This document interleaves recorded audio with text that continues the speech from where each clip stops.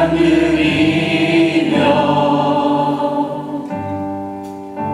그 크신 사랑 주님 이제 감사해. 어둠 속에 찾아오셔서 주님의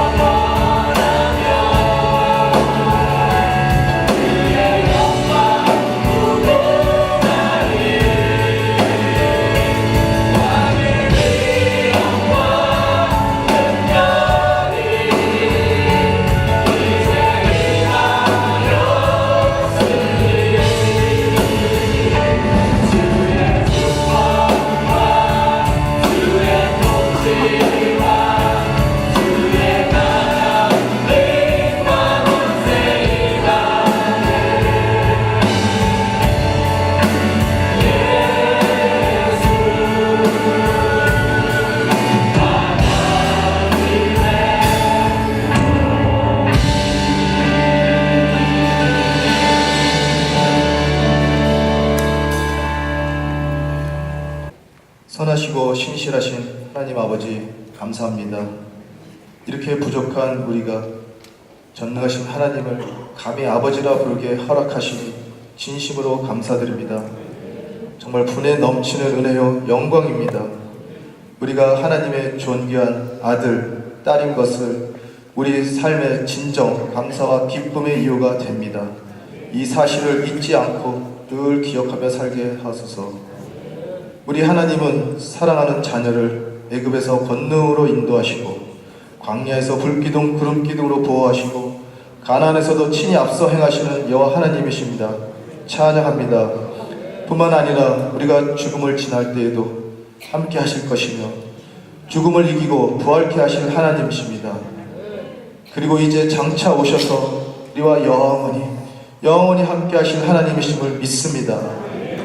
신실하신 아버지께서 우리와 항상 함께 하시기에 모든 것을 참으며 모든 것을 견디며 우리의 모든 소망이 주 안에 있음을 고백합니다. 이 시간 우리 함께 아버지께 영과 진리로 예배합니다. 감사와 사랑의 찬양 드리오니 주님 받아주옵소서. 우리는 하나님 임재 근처에 가기도 전에 죽을 수밖에 없는 죄인들입니다. 이런 우리를 하나님 계신 지성소 안으로 들어갈 수 있는 왕과 같은 제사장으로 우리를 세우신 존귀하신 예수님께 모든 영광 올려드립니다. 받으시옵소서.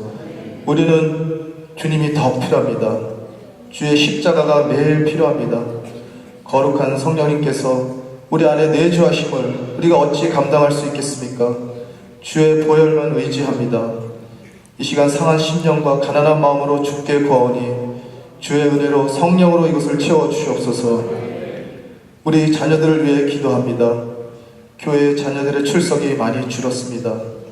우리의 잘못입니다. 회개합니다. 주님, 잘 몰라서 못 가르치고 알아도 바빠서 못 가르치고 이제는 말해주고 싶은데 듣지 않습니다. 하나님 용서하여 주옵소서. 주님, 저들을 불쌍히 여기사 자비와 긍휼을 베푸시고 이 혼란한 시대에 주의 진리의 말씀으로 붙드시고 아직 젊을 때 창조들을 알게 하시고 때를 아끼는 지혜와 불의와 타협하지 않는 담대함을 주옵소서.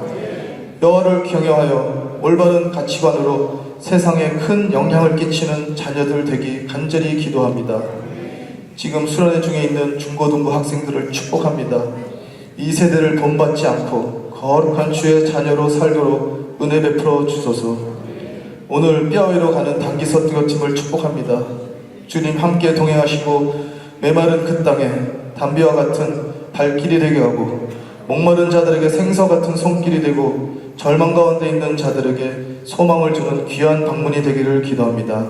그곳에서 섬기는 선교사님들에게 큰 위로와 힘이 되는 귀한 시간 되기를 소원합니다. 삐리뚜바와 본따빠랑 단기선교팀 준비하는 모든 과정을 주께서 인도하시고 앞서 행하시며 모든 것이 주님 뜻 안에서 이루어지기를 기도합니다. 다윗의 자손 예수여, 간절히 간구하오니 육신의 병으로 고통 중에 있는 우리 성도님들을 불쌍히 여기시고 긍휼을 베푸사 치유하여 주소서.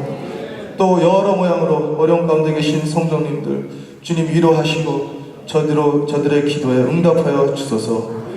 예배를 위해 수고하시는 모든 손길 축복합니다.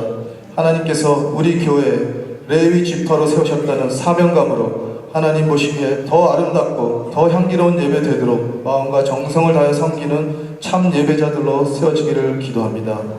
이제 말씀 전하시는 대목사님 위에 주의 영을 부으사 권능으로 더하시고 선포되는 말씀이 하나도 떨어지지 않고 우리 삶 가운데 다 이루어지기를 기도합니다. 생명의 주 예수 그리스도의 이름으로 기도합니다. 예, 좋은 아침입니다. 네, 옆에 있는 분에게 네, 좋은 아침입니다. 인사하겠습니다.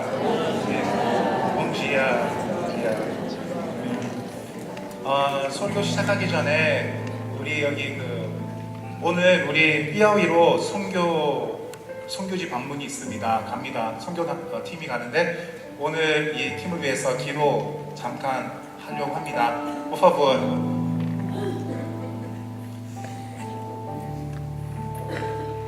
선교지는 베타니아 두 삐아위입니다. 거기는 선교사는 조세 카르스 선교사입니다.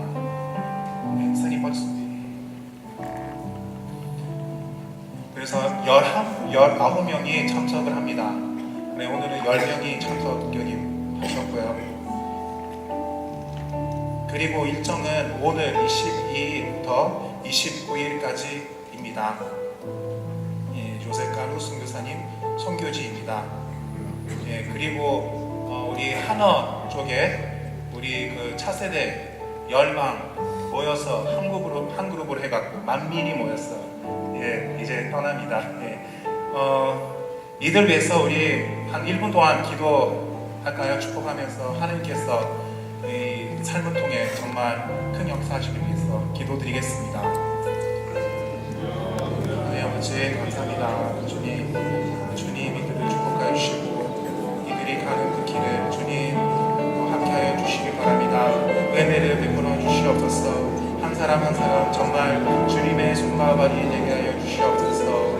하는 모든 말이 성령님의 통해서 나오는 그 모든 말이 하나님 그들에게 복음이 되게 하여 주셔서 많은 영혼들이 예수님을 만나고 예수님을 자기 구주로 영접할 수 있는 그런 역사가 일어나게 해주시고 조세카루 선교사도 주님께서 함께 하여 주셔서 선교지 그들의 그 선교사님과 자녀들을 붙잡아 주셔서 정말 그들의 삶을 통해 거기서 빛과 소금의 역할을 할 수 있는 잘할 수 있는 그러한 선교지가 되게 해주셔서 축복합니다.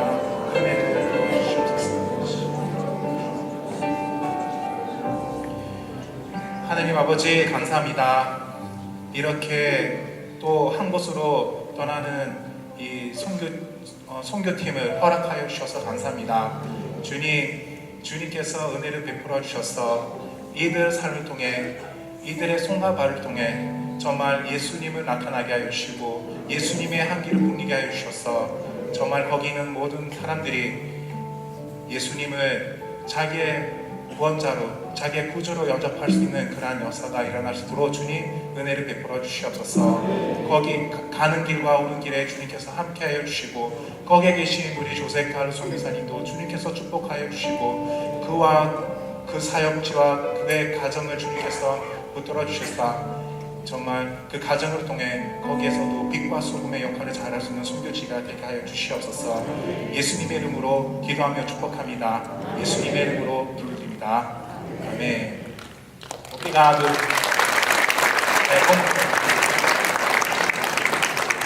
Bom missionário, por favor.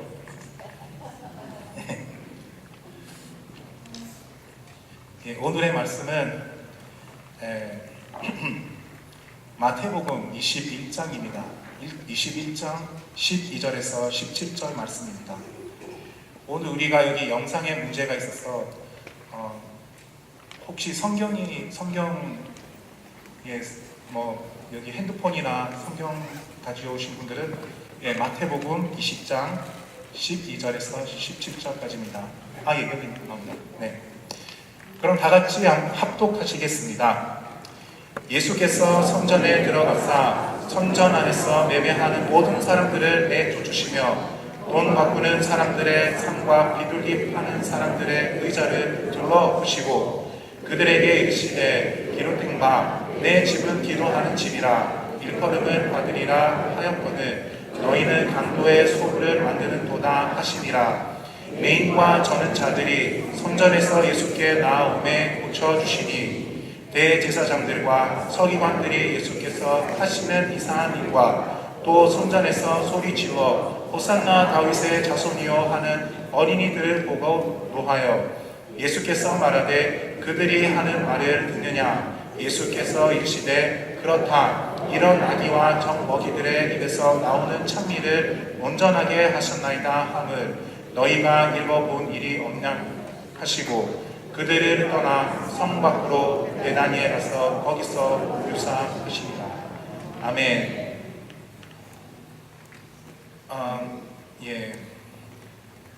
오늘의 이 말씀은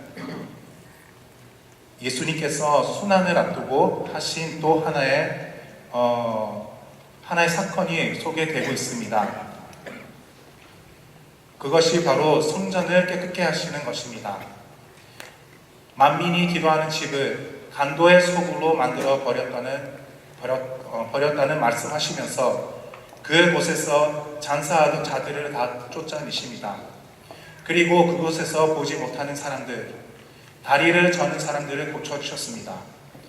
예수님께서는 오늘도 우리의 몽뱅 성전을 향하고 묻고 계십니다.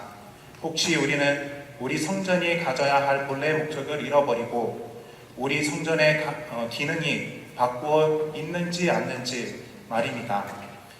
이렇게 예수 그리스도의 고귀한 희생으로 생긴 교회가 세상을 치유하고 보듬고 희망을 주지 못하고 상처 있는 세상을 더 아프게 하고 있는 것은 아닌가 하는 고민을 하게 되었습니다. 오늘 교회들은 어떤 문제들이 있을까요? 프로스트 신학자는 교회가 끌어모으기식, 이원론적, 계층적이라는 지적들을 하였습니다. 오늘의 본문을 보면 이러한 요소들이 나오기도 합니다. 예를 든다면 이원론적 교회는 이원론적 영성을 지니고 있다는 것입니다. 안과 밖을 분리합니다. 이러한 영성은 1700년 동안 그리스도인들로 하여금 내적인 신앙을 외적인 실천과 연결시키지 못하도록 만들었습니다. 다른 말로 이중적 생활입니다. 오늘 본문의 예수님이 성전을 도적의 부여로 만들었다고 책망하고 있습니다. 본문에 나오는 일은 예수님의 사역 시에만 있었던 것은 아닙니다. 구약에서부터 성전을 강도의 부여로 만드는 일들이 있었고 그곳에 대하여 책망을 받았습니다. 예레미야 7장에 보시면 선전에 드나드는 이스라엘 백성들에게 말하기를 내 이름으로 일컬음을 받는 이 집이 너의 눈에는 도적의 부여로 보이느냐라고 하였습니다. 예레미야가 이렇게 말하는 이유가 있습니다. 남유다의 그 시기에 예레미야가 있던 그 시대, 활동하는 그 시기는 이스라엘 민족에게 있어 정말 가장 슬픈 시기였습니다. 남유다의 가장 극악한, 악에서 극악한 왕인 은하셋 왕과 그 다음 왕이 아몬 왕이 나라를 57년 동안 암흑에 묵게 하였습니다. 이후 요시야 왕은 어린 나이에 왕이 되어서 철이 들면서 하나님을 찾고 무엇보다 우상을 척결하고 신앙개혁을 당행하는 등 하나님의 마음에 들게 통치를 하였습니다. 요시야의 종교개혁은 외형적으로 성공했습니다. 그러나 백성들의 삶에 57년간의 제약의 뿌리를 쉽게 뽑지 못했습니다. 외적 예배는 하나님께 드렸습니다. 더 이상 외형적 우상 숭배는 없었습니다. 그러나 하나님께서 진정으로 원하시는 예배는 없었습니다. 백성들은 자신들이 전혀 변하지 않고 성전에 와서 예배하는 행위 하나만 바꾸었으면서 자기들이 하나님과 온전한 관계가 맺어졌다고 스스로 속였습니다. 예수님과 예레미야는 위성적인 이러한 예배자들을 향해 말하기를 성전을 간도의 구열로 만들었다고 동일하게 말씀하고 계신다는 것입니다. 이것은 바로 이원론적 영성이라고 볼 수 있습니다. 우리 신앙과 일, 우리의 신앙과 여가 활동, 우리의 신앙과 집안일 같은 일상적인 활동들, 우리 신앙과 매일의 삶, 우리의 신앙과 이런 모든 영역에서 이원론적 영성은 엄청난 간격을 두었다는 것입니다. 그래서 현재 이러한 문제들 때문에 선교적 교회의 모습이 더욱더 알려지고 있습니다. 선교적 교회는 간단하게 말씀을 드린다면 세상에서 부름받아 공동체인 교회가 선교의 주체가 되시는 하나님의 선교에 온전히 참여하기 위해 거시적 측면에서는 하나님의 나라와 그 통치의 회복을 목적으로 세상을 섬기고 미시적으로 잃어버린 영혼들의 전인적 구원에 힘쓰는 세상으로 보내받은 성도의 공동체라고 볼 수가 있습니다. 우리 양 목사님도 설교회나 교육자 모임에 선교적 교회 모습으로 가야 한다고 늘 말씀을 하시고 있습니다. 그럼 이러한 맥락에서 하나님이 왜 이 교회를 세웠는지에 대해서 알아야 합니다. 바로 오늘의 본문에 예수님은 이것을 보여주고 있다는 것입니다. 어떻게 해야 교회가 교회다운지, 교회의 정의를 새롭게 예수님은 하고 있습니다. 이것을 보여주는 것이 오늘 우리 주님의 목적이라고 말할 수도 있겠습니다. 교회는 왜 존재하는가? 왜 우리는 교회로 모여야 하는가? 예수님은 교회를 새롭게 하십니다. 예수님이 선전을 청결케 하신 그 일을 통해서 우리가 무엇이 더러운 것이고 어떻게 새로워져야 하는가에 대한 방향을 말씀을 나누면서 찾아보겠습니다. 그럼 먼저 교회는 만민을 향한 선교적 교회입니다. 다른 우리 그 말씀을 보시면 이 같은 말씀이 마가복음에서도 나오고 누가복음에서 나옵니다. 마가복음 11장 17절에 보시면 내 집은 만민이 기도하는 집이라고 칭함을 받았다고 하였습니다. 그러나 이 마가복음, 누가복음, 마태복음이나 요한복음도 그렇고 이사야를 인용하고 있습니다. 이사야 인용할 때 56장 7절입니다. 내가 곧 그들을 나의 성산으로 인도하여 기도하는 내 집에서 그들을 기쁘게 할 것이며 그들의 범죄와 희생을 나의 제단에서 기꺼이 받게 되리니 이는 내 집은 만민이 기도하는 집이라 일컬음을 될 것이니라고 하고 있습니다. 만민이 기도하는 집이 교회인데 그럼 교회 가서 기도해야 되겠다라는 뜻일까요? 사실 이 질문의 대답은 100% 맞는 답은 아닙니다. 오늘 이 말씀의 의미는 즉 만민이 기도하는 집의 포커스가 기도가 아니라 만민이라는 것입니다. 왜냐하면 이 말씀으로 인하여 성전이 기도하는 곳이 된 것이 아닙니다. 원래 성전은 기도하는 곳이었습니다. 예수님이 이 말씀을 하시기 전에 이사야가 그 구약시대에 그 말씀을 하시기 전에 성전은 기도하는 집이었습니다. 그런데 기도하는 집인데 누가 기도하는 집이었습니까? 라는 질문을 올리게 됩니다. 지금까지 누가 기도하는 집이었습니까? 바로 이스라엘 사람들만 기도하는 집이었습니다. 그런데 오늘 예수님이 바꾼 것은 기도 안 하는 집을 기도하는 집으로 바꿔놓은 게 아니라 유대인만 기도하는 집을 만민이 기도하는 집으로 그 전체성을 바꾸어 놨다는 것입니다. 다시 말씀드리면 한 백성만이 아니라 다양성이 있는 교회, 예수님은 만민이 기도하는 집이라고 말씀하시고 계십니다. 기도 안 하는 집이 기도하는 집이 된 게 아니라 유대인들만 기도하는 집을 모든 종족들이 기도하는 집으로 바꿔 놓으셨다는 것입니다. 그러므로 여기서 제일 중요한 것은 바로 만민이라는 것입니다. 만민은 어떻게 우리가 번역할 수 있겠습니까? 오늘의 말씀을 보면 이방인들이지 않겠습니까? 아니면 포로 볼 때는 todas as nações 아니면 all nation이라는 번역을 합니다. 이것은 아주 중요한 일입니다. 지금까지 이스라엘 성전에 들어가면 히브리어 말만 들었습니다. 지금까지 이스라엘 성전에 들어가면 아람어 말만 들었습니다. 아람어로 가르치고 아람어로 예배를 진행됐고 히브리어로 교제하고 히브리어로 기도하고 교육하는 집이었습니다. 그런데 예수님이 이 선언을 한 다음부터 교회 안에는 다양한 각종 언어들이 들리기 시작했다는 것입니다. 바로 이 사건의 선취가 언제입니까? 오순절 날입니다. 성령님이 강림하셔서 방언이 터진 것입니다. 오순절 성령님이 강림하신 곳이 성전이었습니다. 방언이 터졌는데 각종 언어들이 들리기 시작했다는 것입니다. 히브리어만 들리던 그곳이 이제 온 만민이 기도하는 집이 되었다는 것입니다. 왜 그랬을까요?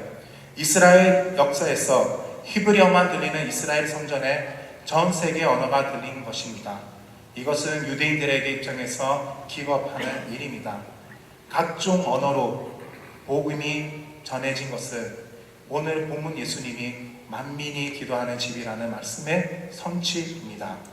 그럼 오늘 선전의 본질은 어디에 있습니까? 바로 모든 성경적 교회가 모든 종족들이 하나님의 자녀가 되게 하는 그 일이 교회가 해야 할 본질적 사명이 되었다는 것입니다. 모든 성격적 교회가 모든 종족들이 하나님의 자녀가 되게 하는 그 일이 교회가 해야 할 공질적 사명이 되었다는 것입니다. 아멘. 아멘이시죠? 만민이 기도하는 집으로 예수님이 말씀하셨는데요. 예수님이 만민을 데리고 오셨나요? 아프리카인, 동양인, 유럽인, 예수님은 그들을 데리고 오셨나요? 그렇지 않습니다. 예수님이 선전으로 데리고 온 사람들은 누구일까요? 누구를 데리고 왔을까요? 오늘 본문을 보시면 14절과 15절을 보시면 메인과 저는 자들과 어린 아이들입니다.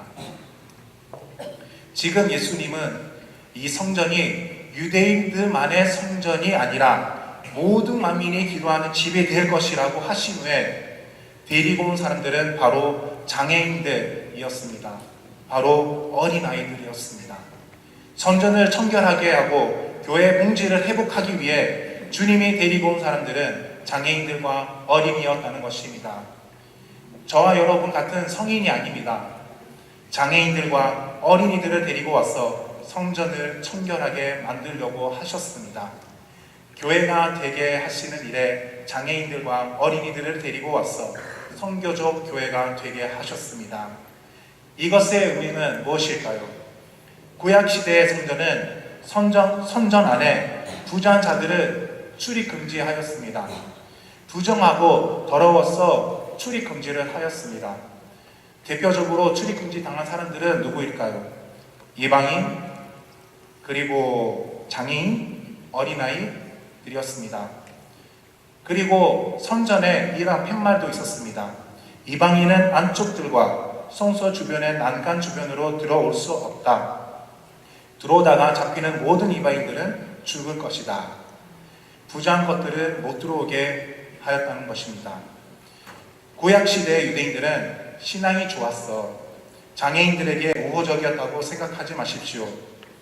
그들은 반대로 부모의 죄 때문이냐 아니면 본인의 죄 때문이냐 이런 헛된 질문들을 하고 있었습니다.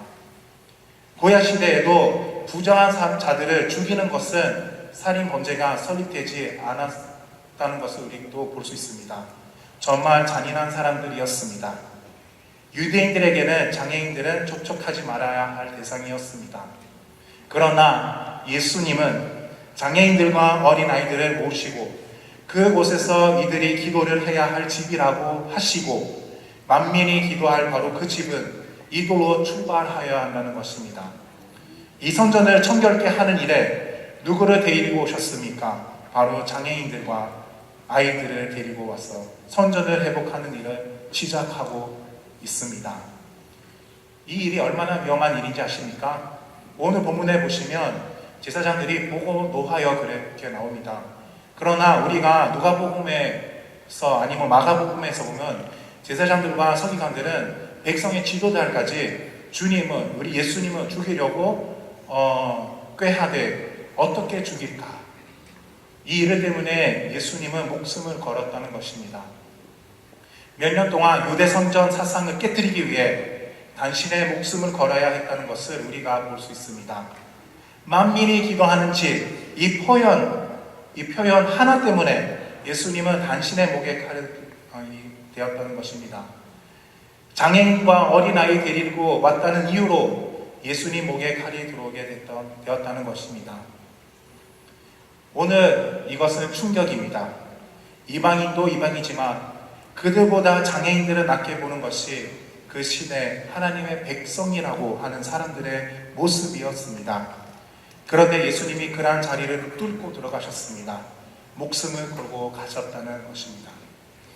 장애인들이 교회 식구가 되는 일에 생명을 거셨습니다. 그렇다면 예수님은 누구랑 당시의 생명을 동일하게 여겼을까요? 우리만 이 성전을 다니고 저런 존재들과 예배를 드리지 않겠다는 하는 우리에게 주님께서는 바로 이분들이 교회의 주인이고 새 식구라는 것을 선언하셨습니다.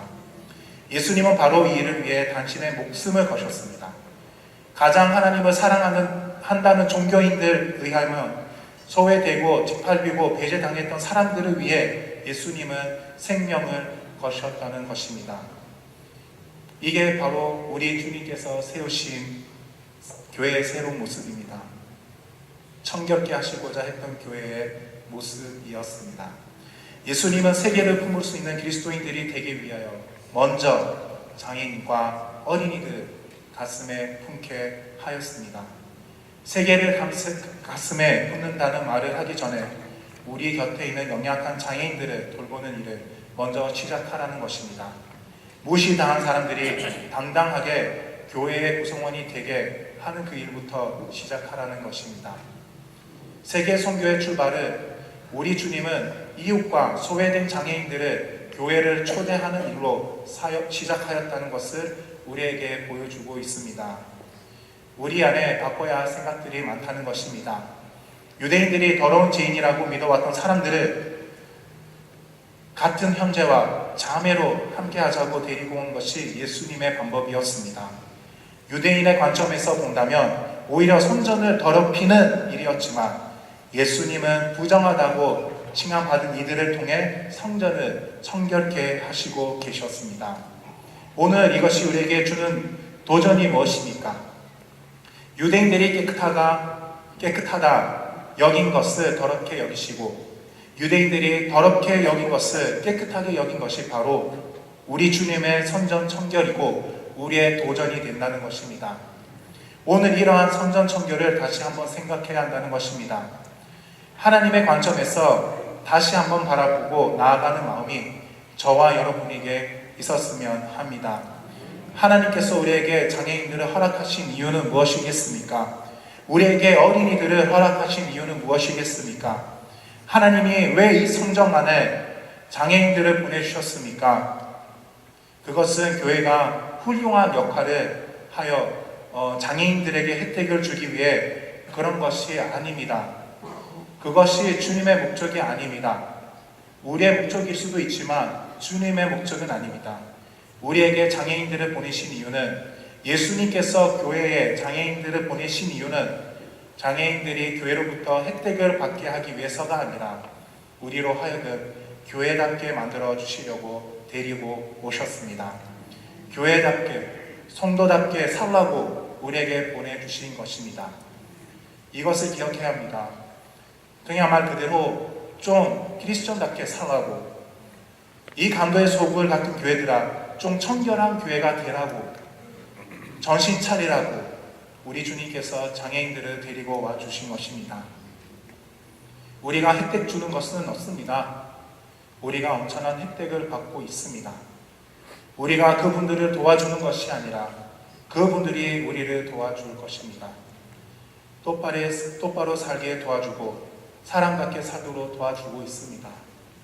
우리가 도움을 드리는 것이 아니라 우리로 하여금 교회답게 만들어주고 있는 것입니다.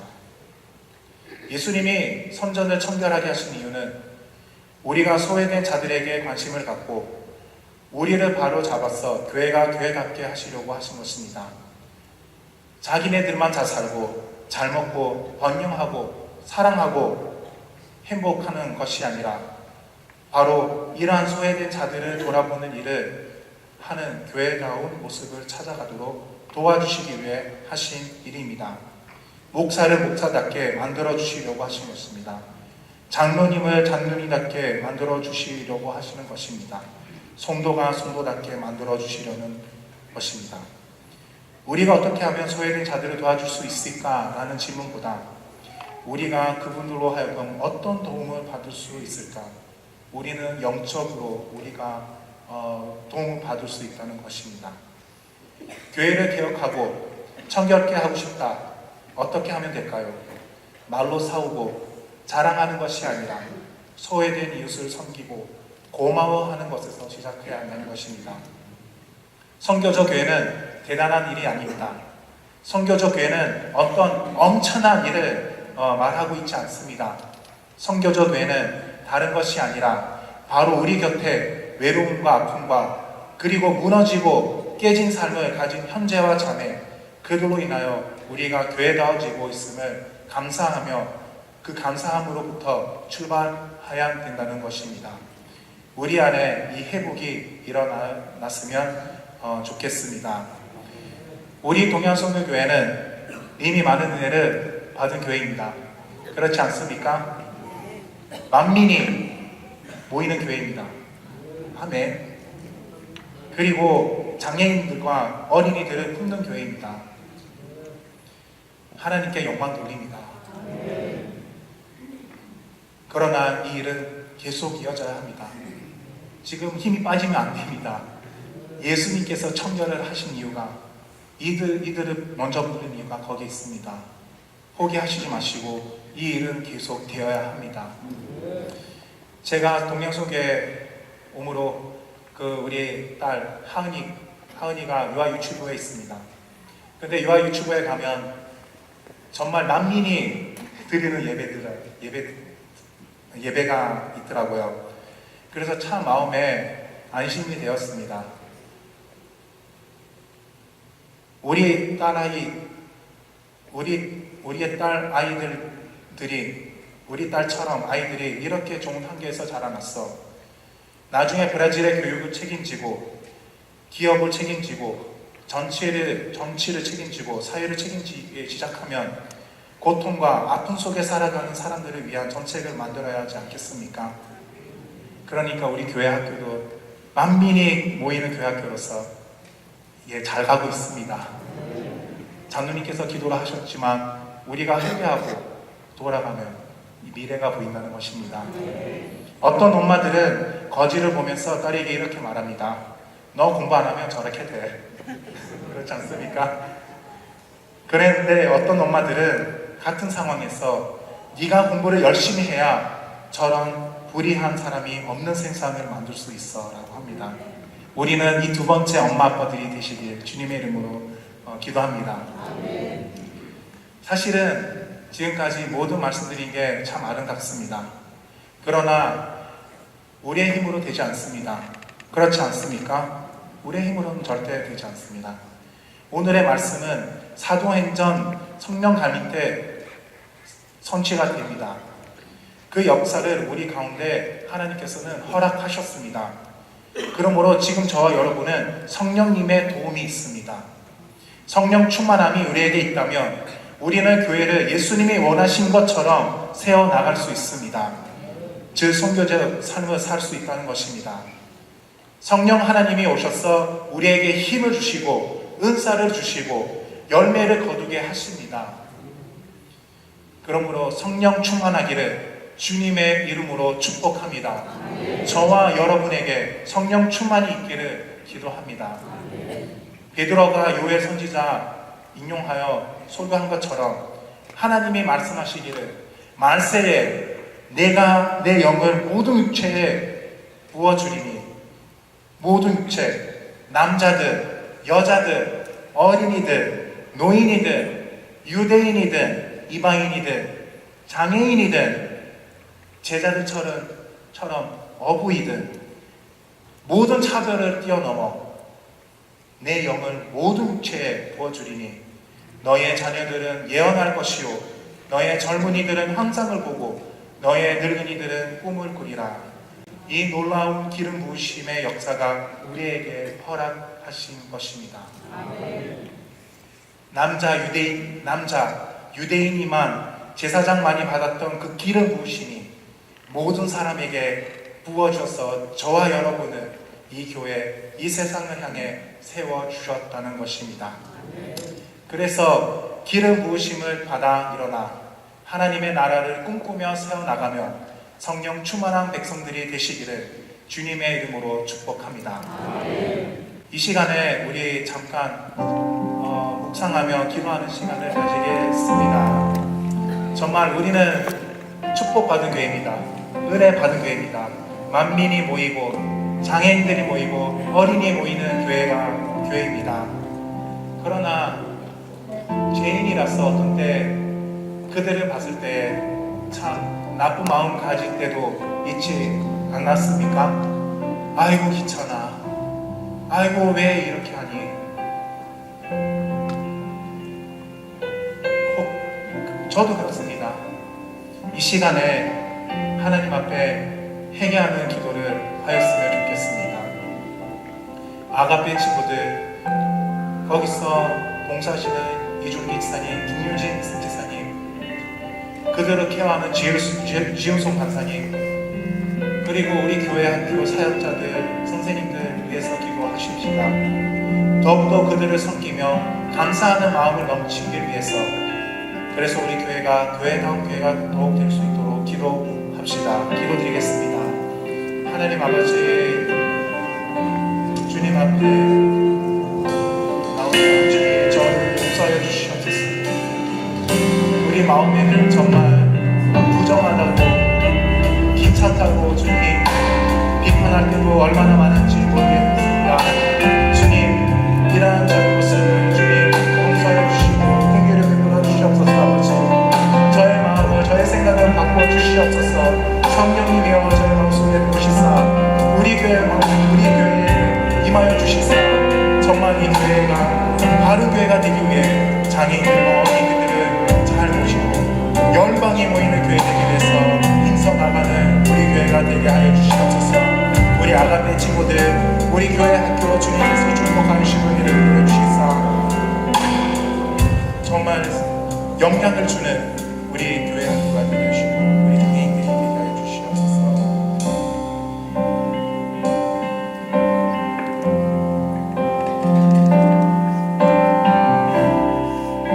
화무한 시절 지날 때 이렇게 찬양드리겠습니다.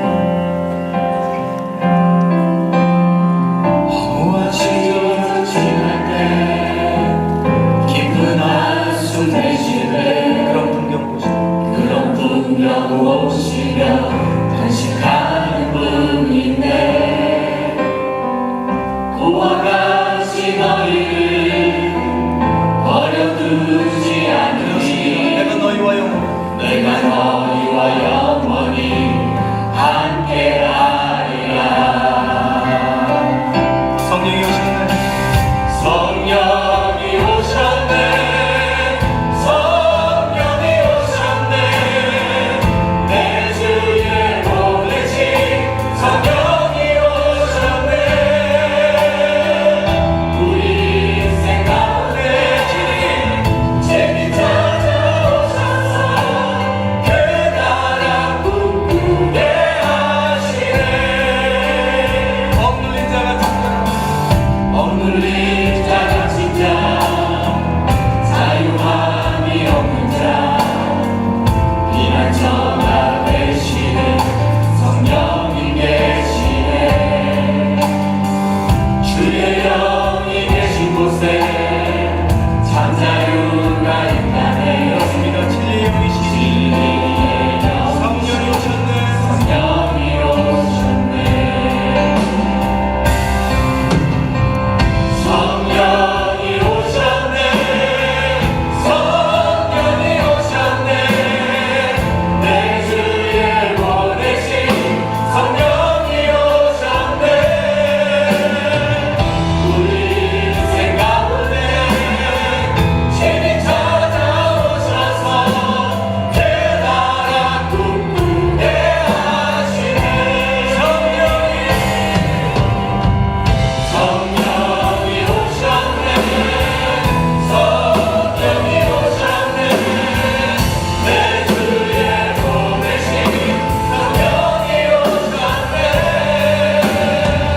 우리 인생 가운데 진이 찾아오셔서 그 나라 꿈꾸게 하시네. 그 나라 꿈꾸게 하시네. 그 나라 꿈꾸게 하시네. 그 나라 꿈꾸게 하시네. 그 나라 꿈꾸게 하시네. 하나님 아버지 감사합니다. 이미 역사하신 일에 감사드립니다. 계속 성령 충만한 교회가 되어서 온 만민이 모이는 교회, 약한 자와 외면당하는 자들이 모이며 교회다운 교회로 세워나가게 은혜를 베풀어 주시옵소서. 하나님 아버지 감사합니다. 예수님의 이름으로 기도드립니다. 지금 준비하신 일을 드리겠습니다.